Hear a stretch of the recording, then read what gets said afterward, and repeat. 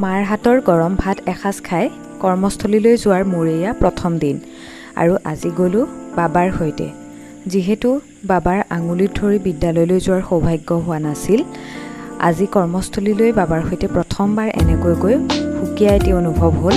বহুত বেছি ভাল লাগিল আৰু তাৰপিছত গৈ বিদ্যালয়ৰ প্ৰাতঃসভাত অংশগ্ৰহণ কৰিলোঁ।